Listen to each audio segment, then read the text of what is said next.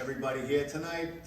Obviously, we were expecting a much bigger turnout, but I guess the blase from time as well as the bleak weather has played a role in that. But I thank you all for coming out tonight. And just to back up what Al said, you know, belated Happy Veterans Day to all our fine men and women that served in our military. You know, it's your service that makes our nation great, and I thank all of you. Anthony, I know you're big with the veterans. Al, Andrew, right? Am I wrong with that one? There we go. So, I mean, you know, thank you all. I appreciate it. You guys are great. You know, Election Day just passed, and, you know, the old saying is there's no whining in baseball, there's no whining in politics. Congrats to all those that won their elections. They ran great races and they won. But importantly, we must recognize the efforts that went into the people that came in second. You know, that's what happened. You know, and these people that came in second, you know, I spoke to a number of them today, and you know, they ran great races. They had good messages, and believe it or not, a lot of them carried this section of the community. Believe it or not, I mean. You know, they may not have won, you know, the overall war, but they won a lot of little battles within the war. And that's important to hold on to because, you know, it gives a foundation to build off of. So, you know, just keep that in mind. And, you know, on behalf of Samantha, who I communicated with earlier, John Greeny, and Tina Forte, they all want to thank the community for everything that you did supporting them.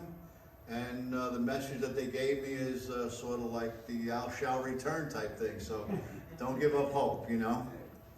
And before we go any further, importantly, everyone, have a happy and healthy Thanksgiving. It's a time to reflect on what we have. You know, we have a very, very, very great community.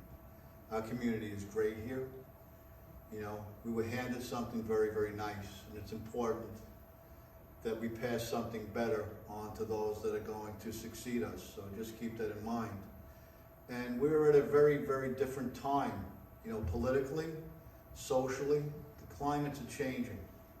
And we have to recognize something here that, you know, in the past, we've always had people that just came to bat for us right away. They didn't have to hear their name announced from the on-deck circle. They just came to bat. And I'm speaking about our past politicians. Right now, it's sort of the axiom is in now that I have is the axiom is this, and if we want to keep and reap the benefits of our fine quality of life, we are now going to have to endure the fatigue of supporting it. That means we got a lot of work to do. We really do. And, you know, we see what's going on now with the Bruckner Up Zone. We see the battle and the actual resolve this community has had. Multiple communities have banded together. And we've seen it actually go from a stage of what I would call, the way I dissect it, it was a stage of inaction from a political standpoint. Inaction totally by our past council member. To a stage of now what I would call betrayal by our current council member. And there's no other way to parse it. And, you know, and that's the way it goes. And there's a lot in between that. I mean, between those bookends is a very long story. And I could spend an hour and a half filling in the gaps on that, and I'm not going to do that tonight and bore you with it, because there's a lot of information that would come out, and it's relevant in certain domains, but right now it wouldn't be appropriate for it to come out. But the point is this, that the battle is still waging on, and there is a war going on with this, and it's going into the courtroom. And I'm expecting John Sereni to be here shortly, and he's going to fill you on the litigation side of what's going on, the legal side. But one thing's important that came out in this, all right? A community was blindsided. Let's call it like it is. It was blindsided. This particular action came out of nowhere. Nowhere. In July, during the height of a pandemic, July 2021, right? Height of a pandemic. A lot of community boards were in meeting. Civic associations were in meeting. Period of dormancy. And it came out of nowhere from city planning. We have documents that show This thing was in the planning stage for a long time, very long time. And why did the community get surprised? It's kind of simple. Something that's missing from the city charter. And people will say, what is the city charter? Well, simply put, the city charter is sort of New York City's constitution. That's a very, I guess, adequate way to describe it, to keep it simple. It's the Constitution of New York City, which basically gives the do's and don'ts to city agencies and certain politicians, certain offices of what you can and cannot do. It keeps everybody in a lane. The City Council is sort of the Congress of New York City, and they have a lot of power. I personally believe the City Council in your area affects your life more than any other office in the city. I really believe that. Everyday life. I'm talking on a very micro level. And you can see what happened here. Now, in the city charter, there is nothing that requires a developer, a builder, anyone that files a text amendment with the city to do an upzone of this nature, to let the community know. City planning will tell you, yes, we strongly urge the developers and everything else to tell the community, but they are not mandated to do it. So, in essence, what you have is sort of the fox guarding the hen house here. You're relying on somebody that wants to monetize your community. They have to report it to you so you can take action to prevent it, right? So it's like, I'm going to plan a bank heist, but I'm going to let you know. So it doesn't work that way. You know that's not going to work. It's improper, and we do need some type of action being done with the city charter. Now the thing is this, when you look at what has gone on in the last two election cycles, the last two-year cycles, I'll say, I mean, the city charter has been used like an amusement park.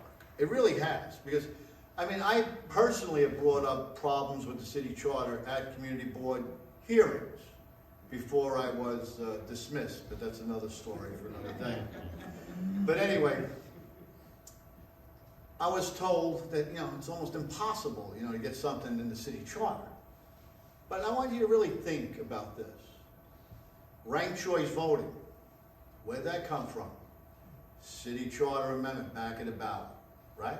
The things you've seen on the back of the ballot are city charter issues that go to a referendum to the people and you vote on. And that's what it is, and they sneak them in. Ranked choice voting was snuck in like unbelievably quick. There was very little tutorials or anything done. People had no idea what was going on with the ranked choice voting. It was done poorly, and the bottom line, thankfully it's only used in the primaries, so it's not used in the general election. We have to make that clear. So I mean, that was just one thing. I mean, also the CCRB is one of the most powerful civilian bodies in the country, never mind in the city. The Civilian Complaint Review Board that oversees our NYPD, they're a civilian body, no law enforcement experience, but they got extra power through a referendum, okay? A rainy day fund that was supposed to be set up by the past controller, which still hasn't been set up, but that was voted on to pass. This past cycle, there was a lot of, I'll say,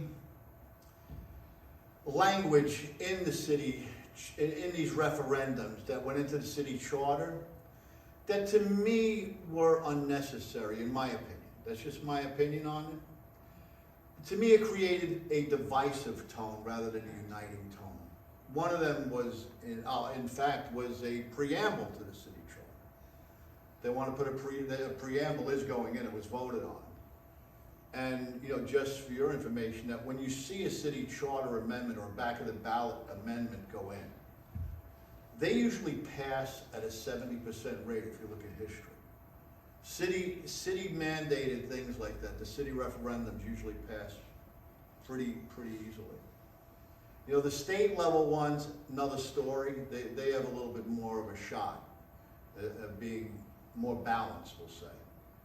because fair is a different word. You know, some people are on different sides of issues. That's a different story. But the state referendums are different, and one of the state referendums got defeated was the recent things that they had with redistricting and stuff. So that went to court, and there was that worked out. The other thing that was got shot down was the non-resident voting thing that was coming out, that anybody that was a non-resident and they fit certain guidelines, if they had 30 days of residency, they were going to be allowed to vote.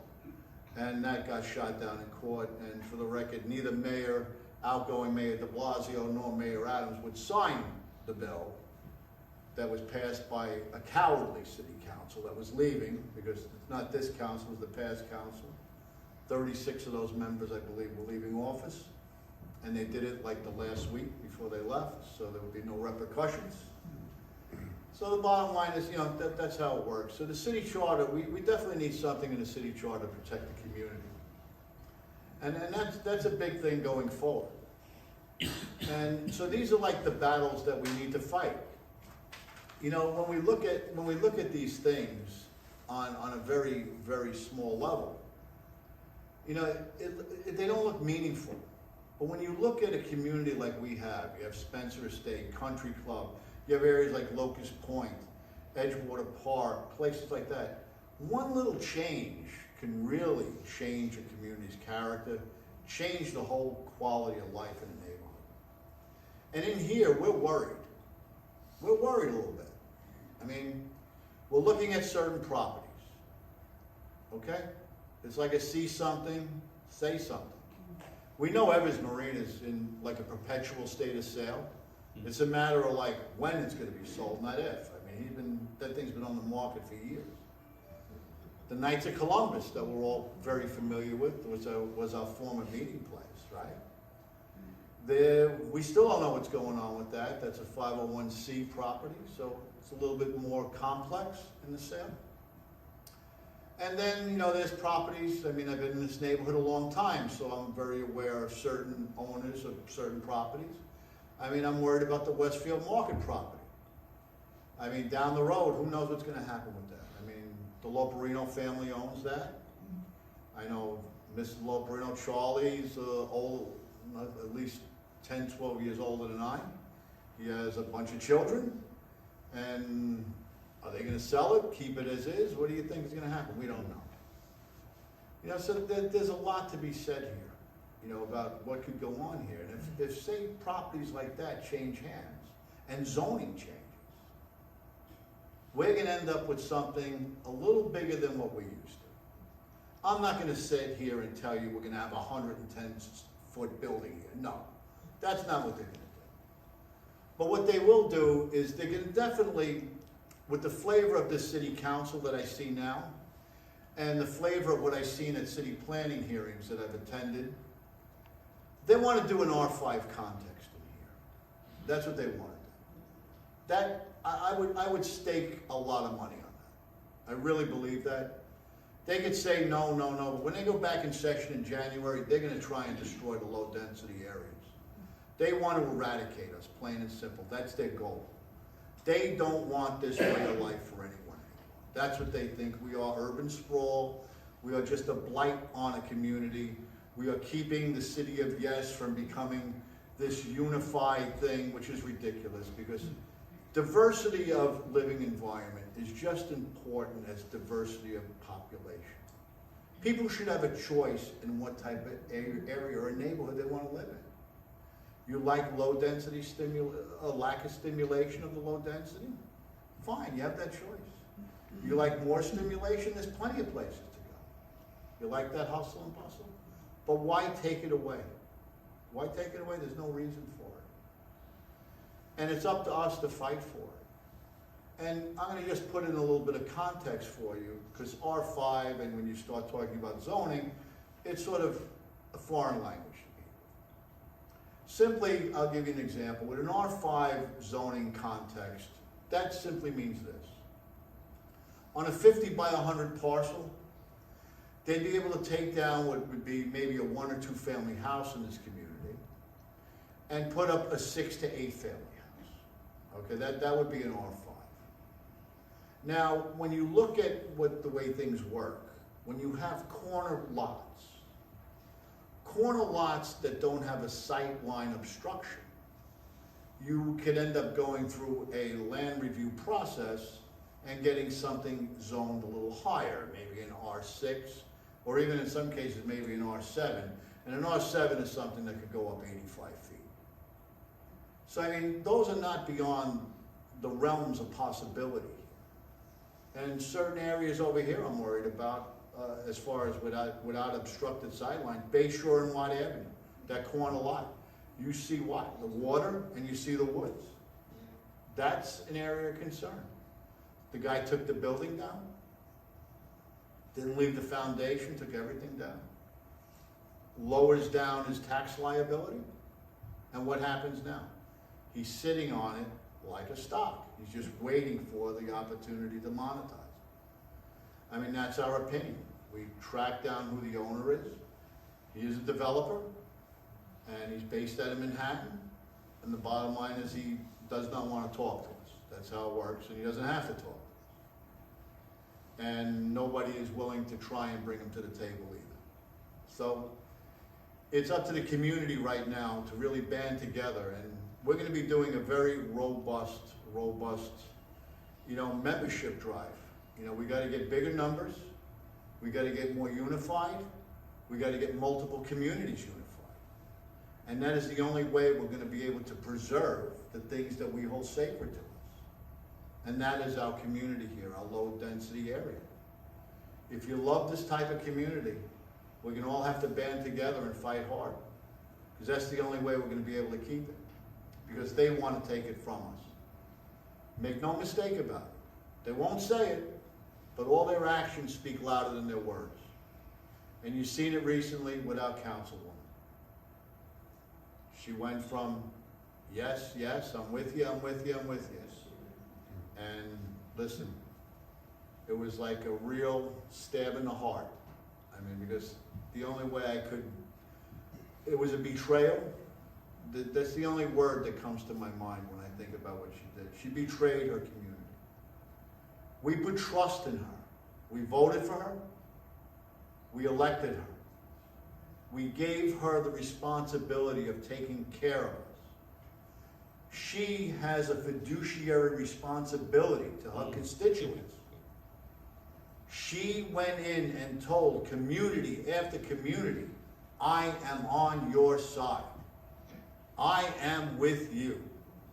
If there's any changes, I will bring it back to the community. And what did she bring back to the community? She didn't bring anything back to us. She brought us back a dagger. She stabbed us in the heart and stabbed us in the back. That's the only way to put it. So going forward, I mean, the way it works is we're going to have to fight hard.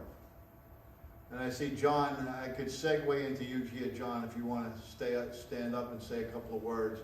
Because the fight has now gone from the streets, we'll say, and it's now going into the courtroom. And it's very important that we make a stand with this.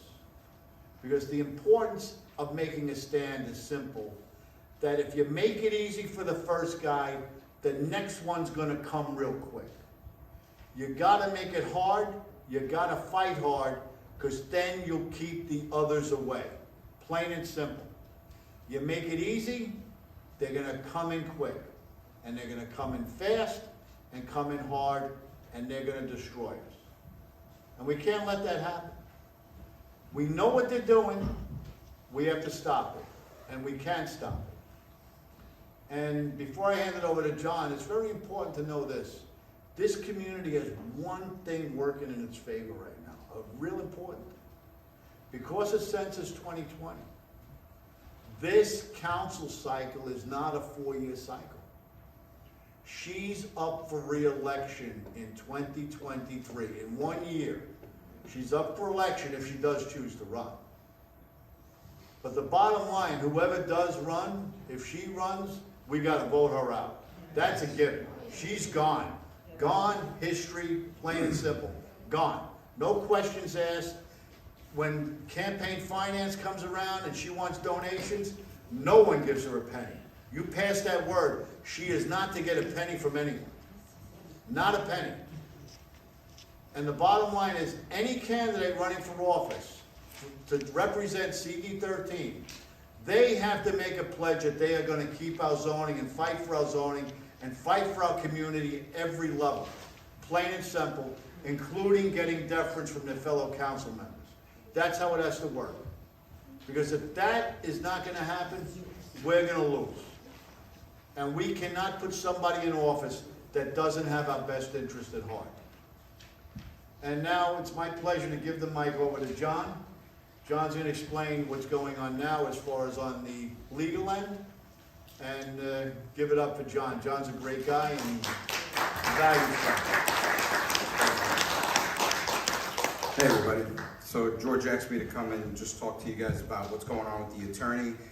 So the attorney, recently I did a 1-hour interview with him, and you guys will start to see these clips on social media. We recently, yesterday we released a 1-minute clip of him introducing himself, telling you his experience and his successes. So today I wanted to bring to you what is it that he's doing. And by no means am I an attorney, so it's hard for me to explain it. But you know, what happens when the city makes a ruling that we want to appeal is with the New York City Council, we have to file something called an Article 78. So I handed out these orange pieces of paper. It will tell you what is an Article 78, what is the procedure, how long do we have to appeal.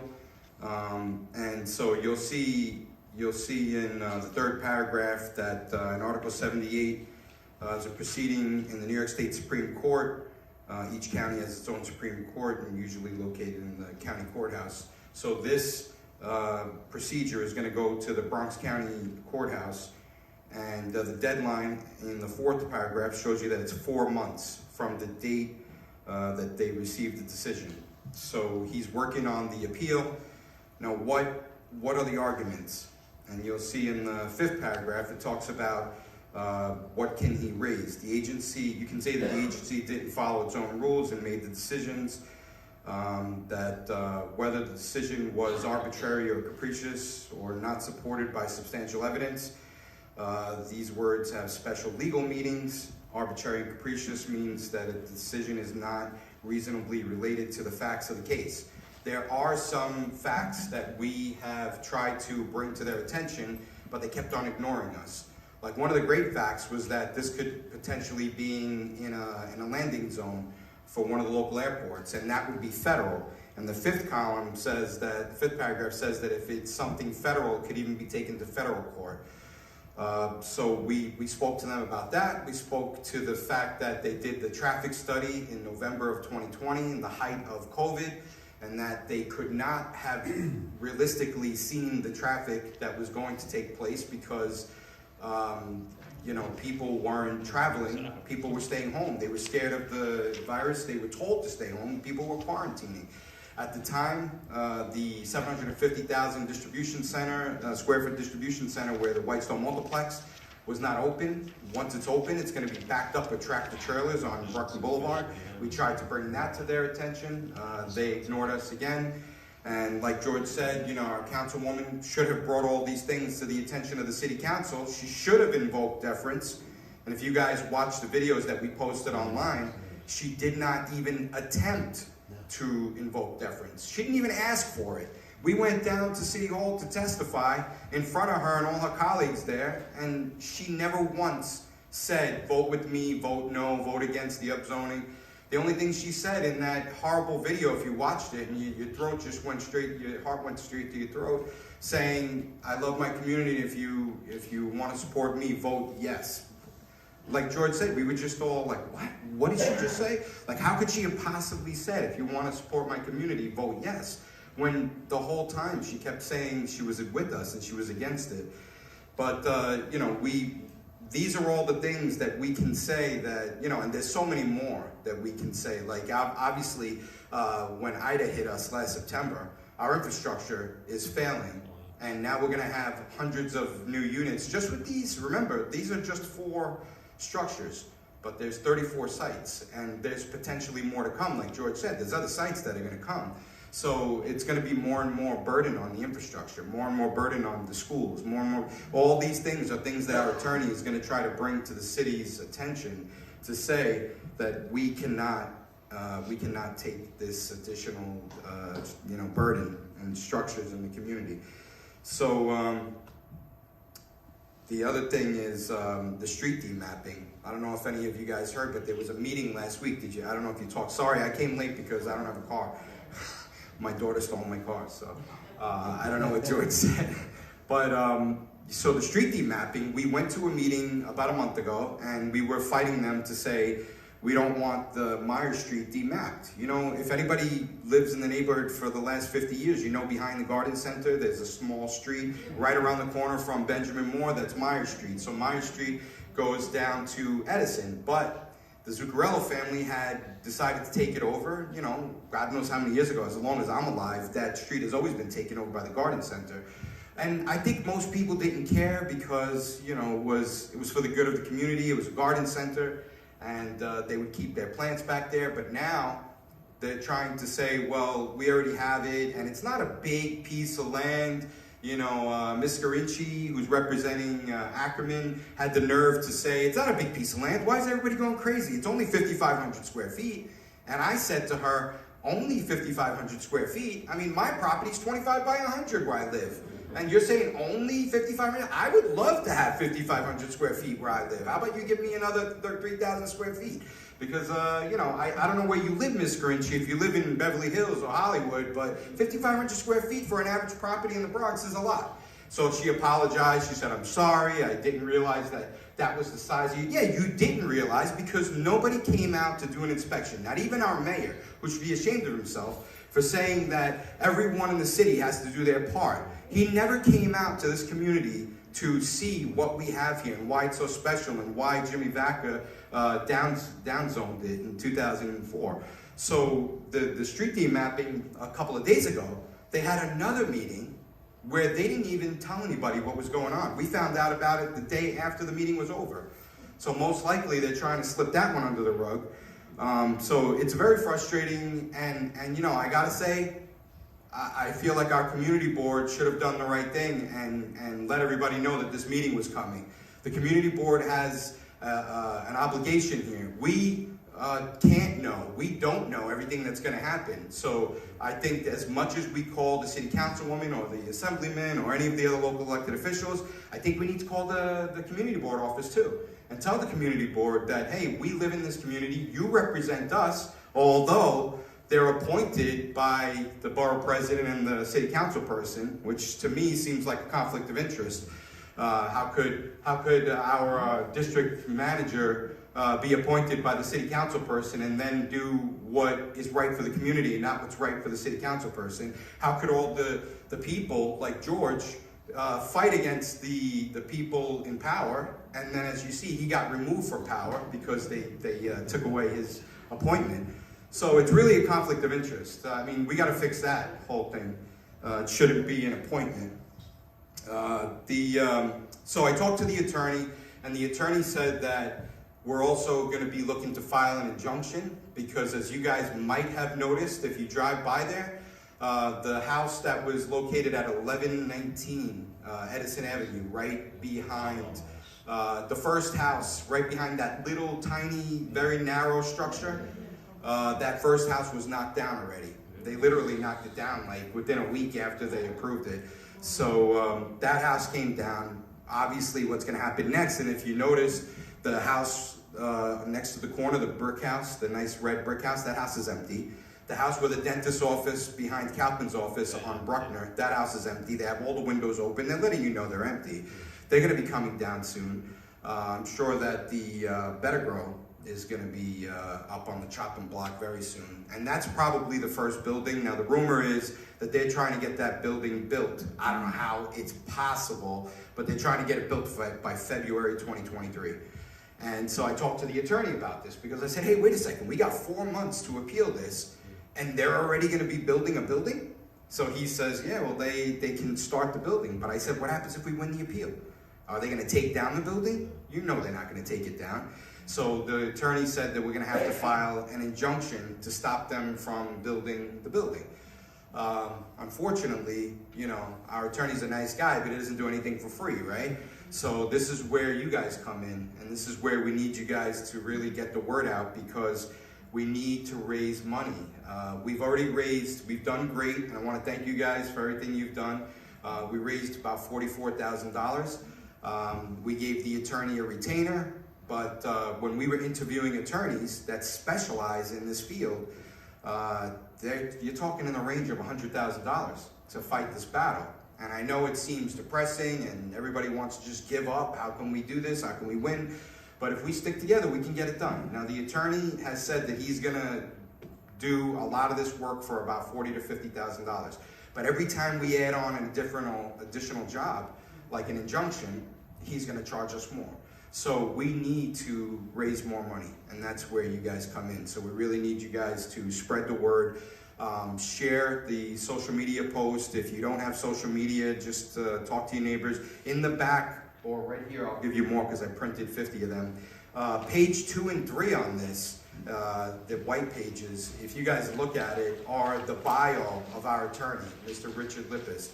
And I'm also late because I found this online and I wanted to print it for you guys.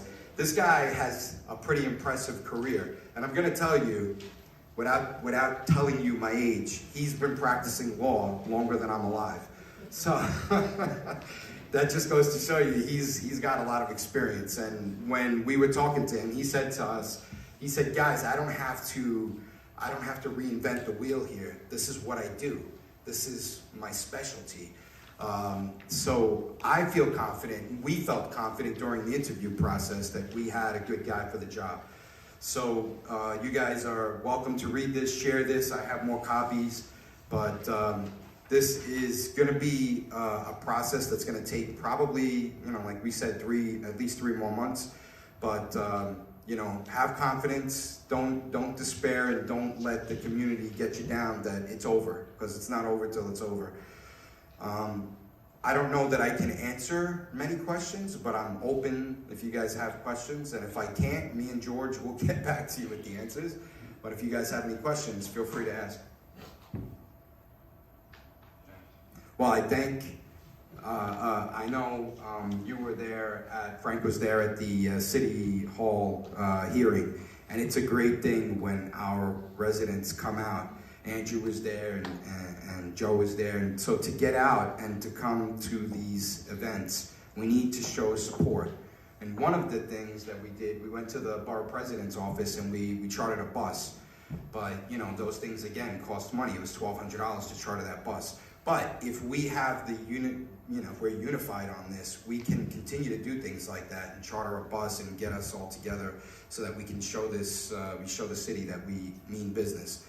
You know, I think George said it before, you know, we got to keep fighting, and we got to let them know that we're not going to give up on this. We're not just going to lay down and die.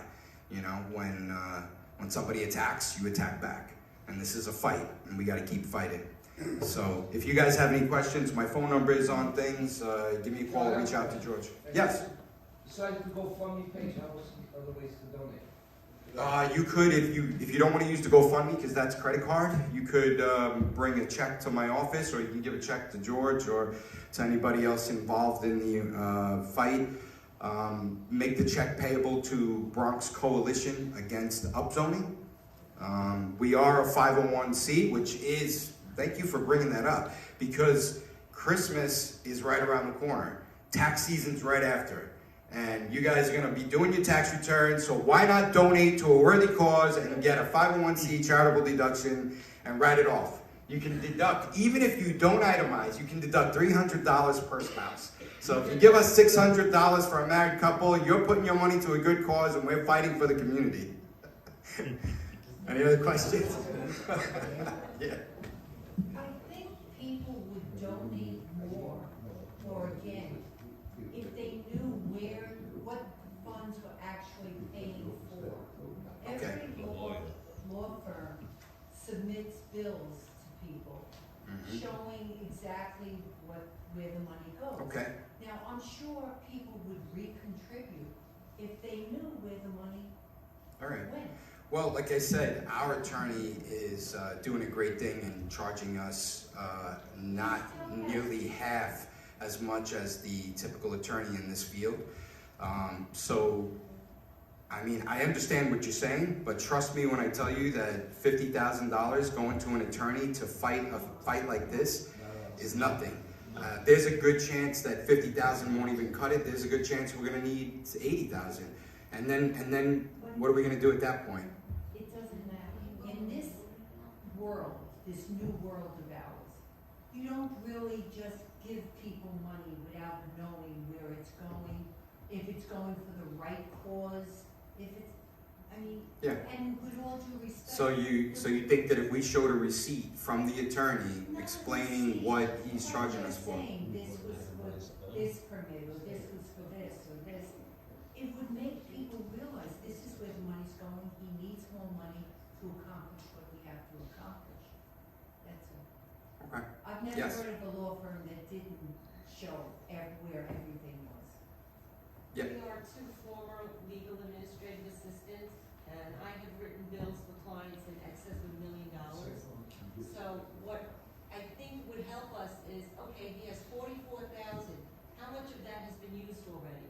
What's left? Okay. All right. I'll Just get. give it a little. I'll measuring get it. stick.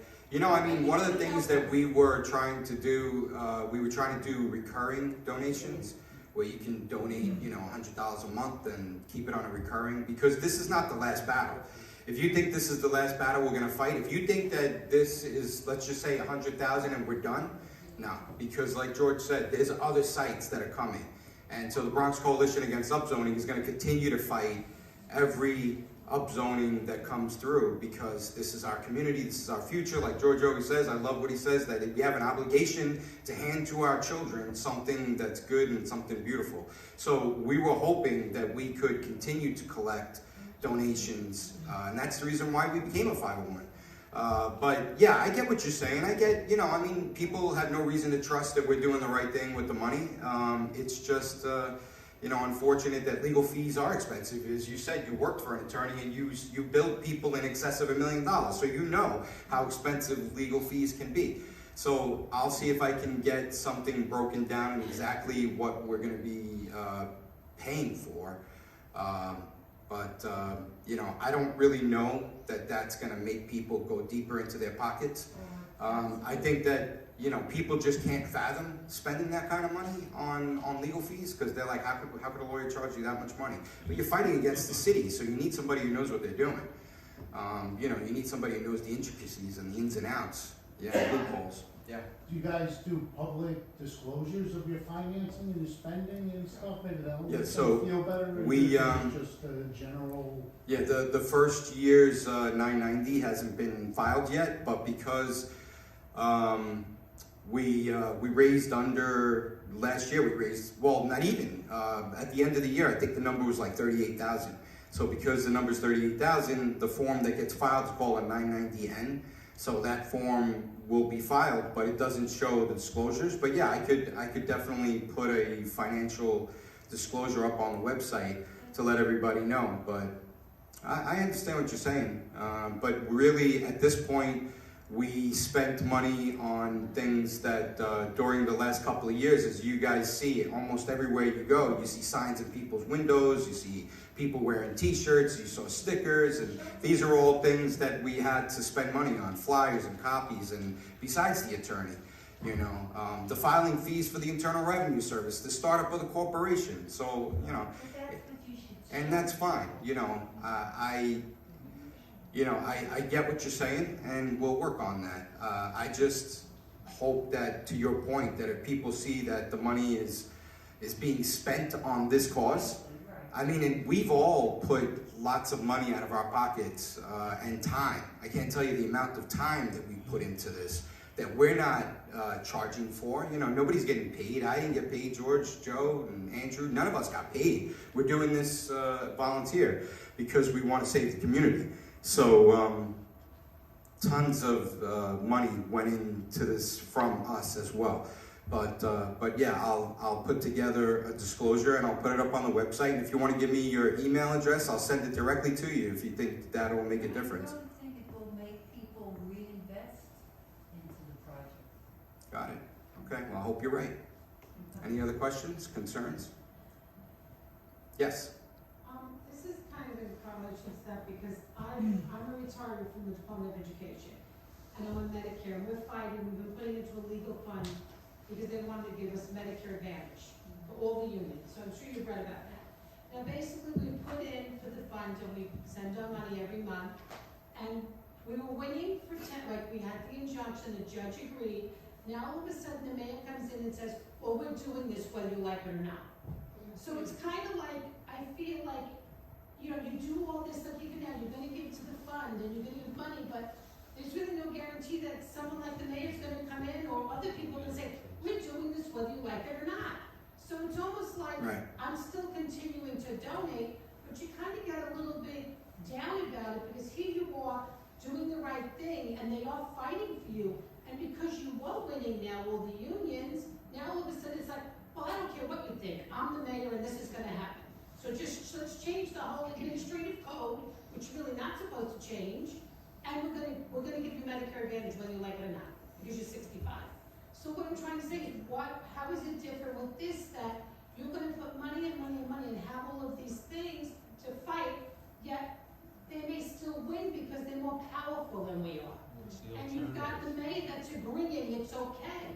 So it's almost like, I mean, I don't mind giving, don't get me wrong, but I'm thinking, is it a losing battle in the long run? So, That's what I want I to know. definitely understand what you're saying, and I'm gonna have a few people answer that as well, but I'll tell you, during the interview that I interviewed with the attorney, I asked that question, because that's obviously a valid question, that if we lost the Article 78, what can we do?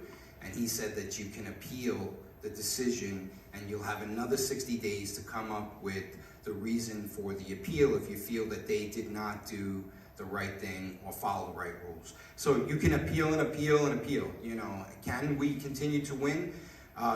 You know, of course we can, but of course, what does that take? More money. So, you know, if people feel that the $100 that they gave is going to waste, then don't give. Just don't give, because I don't see how somebody can feel bad about putting $100 into this and then feeling like depressed because, oh, I'm throwing away $100. This is for your community. I think you guys need to dig deep into your pockets and stop worrying about everything else and worry about the future of this community. And you guys spend more than $100 on coffee in a month probably. You should be giving as much as you possibly can, knowing that this is going for a good cause. That's my personal take on it, and I know that a lot of other people in the room. Joe, what do you want to say? Well, here's the thing, you lose 100% of the battles. There's not gonna be a, there's no alternative. There's never a guarantee, but there's not a guarantee that I'm gonna wake up tomorrow. But if you fight, you have a chance of winning. Because a lot of times your opponent is not as strong as you think they are. I'm gonna tell you a little story. When I was a kid, okay? I wasn't a big kid. There was this other kid that would pick on a regular basis. He would come, he'd push me around. I would try to avoid it. Finally, I was backed into a corner, and I had to throw hands. I don't know if it was a lucky punch or what, but that kid went right down. I never knew it was possible. These are not the biggest opponents we can face. The bigger opponents, they're waiting in the wings.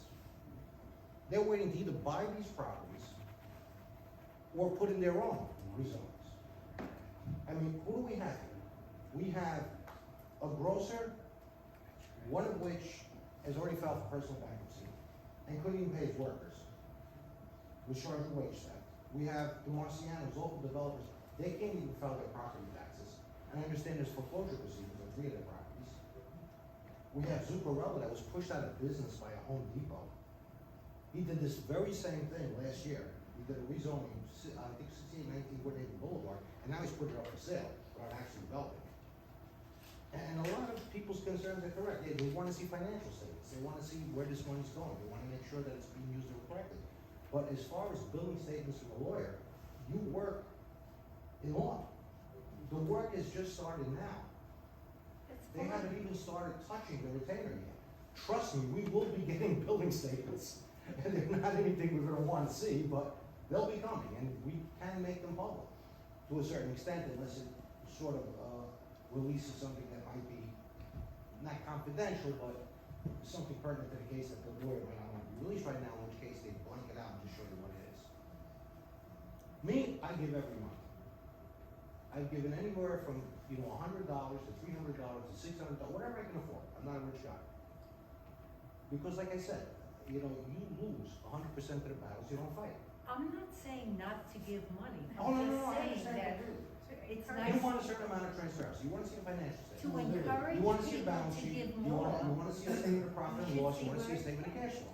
I think the point is valid and it's well taken, and I think that's gonna be done. No, it makes perfect sense. People give more. They say- Yeah, absolutely. I mean, the bottom line is disclosure is important and accounting is important, and I get it. Line item things, they're important. Now, to the point before about the teachers union and the pension, I mean, that obviously, that's not really an apples to apples comparison. I'll tell you why. I mean, having been involved in union management negotiations in the past, the bottom line is this: that's a collective bargaining agreement, okay? That is different than what we're going on here. By fighting this simply is, it's basically gonna create an obstacle, and it will prevent the next people from trying something. I mean, when you have a collective bargaining agreement and comparing it to this, it's totally different baskets, honestly. I understand your point and I understand your frustration, especially with the, as far as the mayor with the collective bargaining agreement, because he could unilaterally do that. And in my opinion, he's being very unfair, but that's another point. But it's not really an apples to apples comparison. And the upzone thing is a very big thing here, because this is gonna go into every community. And there's gonna, like I said, it's gonna be transparency as far as the accounting goes, the line itemship, all that. But like I said, this is fresh. The legal battle just begun, as John said. And let me tell you something.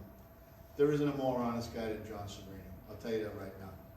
That's the bottom line. And John has a reputation that's impeccable.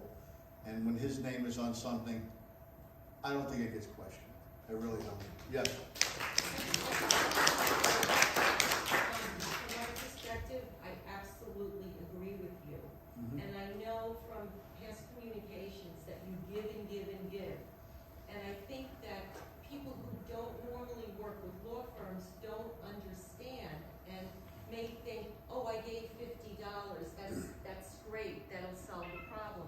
If people are a little more educated, they can understand, and you may get more money. I never questioned that anything was not done properly.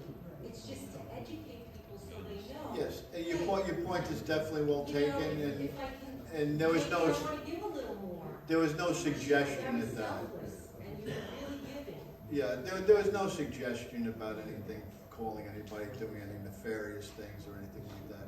And education is important, I agree. And perhaps, with your legal experience, perhaps you can get in touch with John and maybe you can come up with something and, maybe put something out like a little snippet, a little blog type thing, so that way people are more aware on, the legal cost and how things work and the dynamic.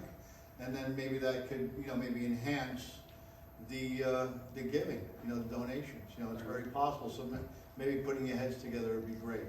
We spent a lot of time on this. John, thank you. I appreciate it. We had talked about before, we talked about the election cycles and things like that. And, we have somebody in attendance here that really deserves a lot of credit because, there was a lot of things. Every team has sort of a general manager, and he's like the general manager. And he's going to come up and talk, and it's my pleasure. Bronx GOP chairperson, Michael Rendino's here. Mike's a very valued friend. His mom lives in the community. He lives in the community, and always looking out for us. And it's my pleasure to give it over to Mike. And let's give him a hand because he deserves it. He did a great job. Thanks, George. Hi, everybody. I'm Mike Rendino. I'm chairman of the Bronx Republican Party. I'm the proud chairman of the Bronx Republican Party, and I say that all the time because when I first got elected chairman, everyone would say, oh, so you're the Republican in the Bronx. It was like a big joke, like, why would you ever want that job? Well, someone had to do it, and it's something I wanted to do. I wanted to give back. I was a New York City fireman. I got put out after 9/11 with spots on my lungs. Knock on wood, things have been good the last few years. But I wanted to do more and I wanted to give back. So I got involved in politics. I ran for Assembly in 2010 against Mike Benedetto. I had wanted to run for the council seat, but then I ended up getting asked by the city council to be commissioner of the Board of Elections for 4 years. And then when John Greeny got sick, I stepped up, resigned as commissioner, became chairman since then. And I'm trying to build the party, and it's not easy. We were getting 12 to 16,000 votes a year in the governor's race. This year we got up to 41,000 votes here in the Bronx, which is tremendous. It was over 22% of the vote. We are only 8% of this borough's voter registration are Republicans. We were able to get up to those numbers. I cannot believe we lost. We were all in on Lee Zeldin. Unfortunately, there's 3 million people in this state that thought we're heading in the right direction. I don't agree with them. But I am very proud of the job he did, the candidate I saw him become, because I know when he first started and came and sat with me, trying to get my support, and I was like very wishy-washy. I was like, I don't know. But in the end, he was phenomenal. He had everybody eating out of the palm of his hands. He was empathetic. He cared. He was able to talk. He went into every community. He didn't back down at all. He went and spoke to every nationality. He went to mosques, every religion, synagogues, Catholic churches. And I was very proud of the race that he ran, and he really did run a race for all New Yorkers. Unfortunately, he fell short. Another thing I'm proud of, though, is the races we ran here locally. Bronx Republican Party. It's tough being the chairman of the Bronx Republican Party, getting someone to run when the voter registration is 13 Democrats to 1 Republican in a district. It's tough to find someone like John Serini and say, you're a respected man in this community. Can you do me a favor? Put yourself and your family in harm's way with a bullseye. You're probably going to lose badly. They're going to talk bad about you no matter what you do. You're going to be racist. You're going to be misogynistic. You're going to be all these terrible things no matter how you feel or who you are. And it's tough to get people to run. And we thank God John ran for us in the council race a couple of years ago. He did a phenomenal job. He won this part of the district. Unfortunately, he lost to Mark Jonai in the Morris Park section, and that was the difference in the race. This cycle, we had a great ticket. You know that George had him here. We had Sam Zerka for Senate. We had John Greeny for Assembly. We had Phyllis Tisnastashio over in Morris Park running. We had Tina Forte, who I was against in the beginning. Dead set against her for my own reasons. She won the primary. I had an open mind. I'm chairman of the Bronx Republican Party. I have to support the Republican. I sat down. Not only did she win me over, but by the end she had me out campaigning, going to stops with her, cheering her on, and she ran a very respectable race, and I was very proud of her, and I was proud to support her in the end, and I was man enough to say, hey, I made a mistake before the primary. And we were able to build, and we did good numbers. Let me tell you that, because the best numbers that we saw in this race weren't the governor's numbers. They were the city council numbers. 16,012 Democrats voted in the 13th council district. 15,883 Republicans voted for the governor. So we are within striking distance, within the margin of error. If we turn out our voters and they don't turn out their voters in this council race, we will win it. I know you guys should support John and his thing, but for $80,000, I could max out a city council candidate for you. I'm kidding you. They have matching funds. But the reality is this is one battle. What we need to do is we need to win that city council seat. It needs to be somebody who's against upzoning in these communities, and it needs to be someone who's going to fight for you over the next 2 years, 4 years, or 6 years, as long as they're in office. And the only way to do that is here in the community. There are several great people that are being mentioned to run. John Serini, George, Phyllis Tisnastashio. There are a bunch of people who've run before that are interested in running. And we're gonna have an open forum for the party. We want you all to come sometime in December. We're gonna start that. We have from December till February to narrow down our choices, see who can put the best campaign together, and I'm gonna do everything I can for whoever that person is, and I hope it's someone in this room, to make sure they are in their best position for success. Because these problems with upzoning didn't just happen. They've happened over a long period of time, and I know everyone glorifies Jimmy Vaca. I think nobody worked as hard as Jimmy Vaca, but let's not give him, let's be honest here. These were all nice one-family houses. He sat by as they became multifamily. They started illegally renting basements. They started turning it into 2-3 family houses. Little by little, the neighborhood started to change, and 35 and 50-year residents would move and cash out, and he stood by where that happened. It was his developer's money that went into the Marjorie race when she first ran against Mark Jonai. Let's not give him a free pass. And Jimmy Vaca, I wanted to run against him, but my mom at the time told me, look, I'd probably vote for Jimmy Vaca. Because that was before he overturned term limits, so I chose not to. But Jimmy Vaca did work hard, and the one time, my dad always said, it's easy to be a good guy when things are going well. It's when things get tough and you face your own demise that you really see what they're made of. And the one thing that Jimmy Vaca did that I regret, he voted to overturn term limits. But that being said, no problem. I'm here to talk about the Republican Party, what we have going on. We need help in the elections. Anything you can do, we appreciate it. Please let me know. We need people to work the tables on election day. We need poll workers. We need volunteers because election integrity matters. There's plenty of times in the elections. Elections aren't stolen by fake ballots or machines changing votes. Elections are stolen by people at the tables encouraging people how to vote one way or the other, and us not having the people and the resources there to defend them. So during this 13th council race, we're doing everything we can to make sure we have every table filled with a Republican or a trusted person from our community. They could be a blank, they could be an independent, it doesn't have to be a Republican. We need to work together. We know the Bronx is a Democratic borough. We need Democratic support to get elected. And not all Democrats are bad. They're not.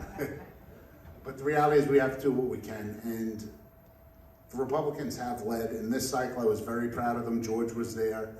Orchard Beach was the Republican candidates that stopped that. All right? All the Democratic, Marjorie, Mark Jonai, Mike Benedetto, they were all silent while Orchard Beach, while that tent city was going up there. We called a press conference. All our candidates came there. Everyone showed up. The Democrats were silent. It was pouring, raining. It was windy. Within a week, it was being moved to Randall's Island. And the excuse they gave was, it's a hurricane zone. It's a flood zone. We can't leave them there. Well, I got news for you. They moved them from one flood zone to another because Randall's Island is as well. It was just they were politically trying to save themselves. So we are trying to build ourselves up here. We're not looking to take over the world. We're looking to just make a difference in the community, in the neighborhood. If you have any questions about the party or me, or please feel free to ask. That's why I'm here.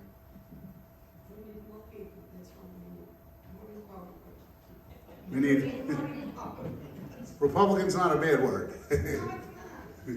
And you know, when anyone who came up to, we had our rally in front of Food Town the night before Election Day, they always say, oh, they're old white men. Anyone who was there knows and sees.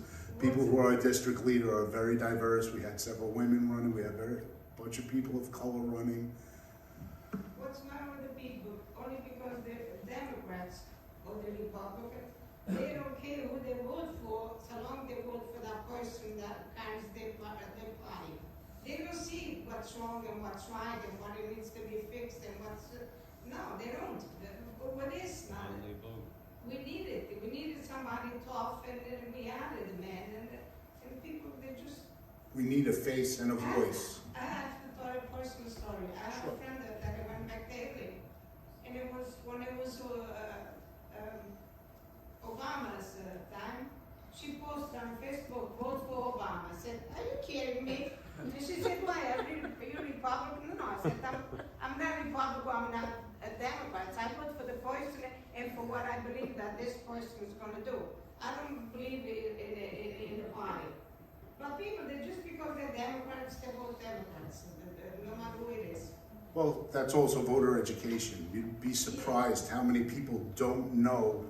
When I was running for office 12 years ago, I'd say, oh, I'm running, I'd go to Co-op City, and there were no Republicans there except for me.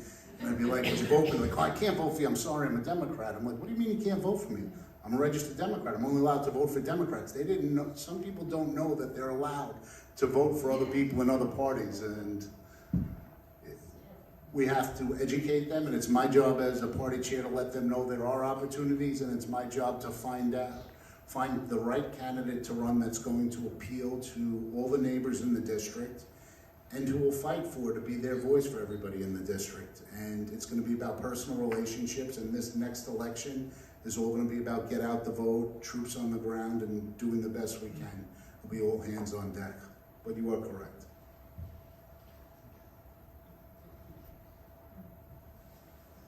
All right. Thank you for having me. My mom lives down the block. She won't vote for Jimmy Vaca in the next election. Thank you, Mike. Give Mike a hand. Mike deserves it. You know, really, you know, being an architect and a general manager of a team that, you know, kind of is an underdog is really a tough thing to do. And he's done a tremendous job. You have to give him credit, really. Really, this election cycle really showed something. I really believe that there's a foundation to build off now. I really believe that, and that's important. Now, before we leave, I know we're gonna have the 50-50 raffle. I mean, who wants to do that? Veteran Anthony, let's see, you can pull a lucky number. Let's see. Let Anthony do it. Anthony. Hold on, he's pulling his own ticket. Oh, wait a minute. I probably just dropped my number.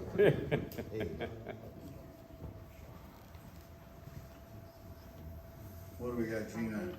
587-375 is the lucky number. 587-375. And we have a winner. There we go. There we go. All right, before we close it out, I just want to say happy Thanksgiving again to everybody. And next month, we're going to do a little Christmas holiday get-together. I'm trying to work something out with Ed Kelly down the block there. That's going to be opening up the new place. He's going to be getting his beer, wine, and cider license shortly. And the date is going to be December 13th. That is going to be the second Tuesday of the month. All right, the second Tuesday. So anybody that wants to go, just get in touch with me, and I'll be in touch with you guys, and we'll get it together, because I'm working out details with Ed, because we can't do anything illegally. Everything's got to be done the right way. But it looks like it's going to happen December 13th. It'll be down there, 7 o'clock, and we'll work it all out. I'll send out the information. Anybody that I don't have your information, please make sure you're signed in, and then you'll be contacted. And I thank you all for coming, and once again, have a happy, healthy Thanksgiving, and be thankful for everything that we have. All right? God bless everybody.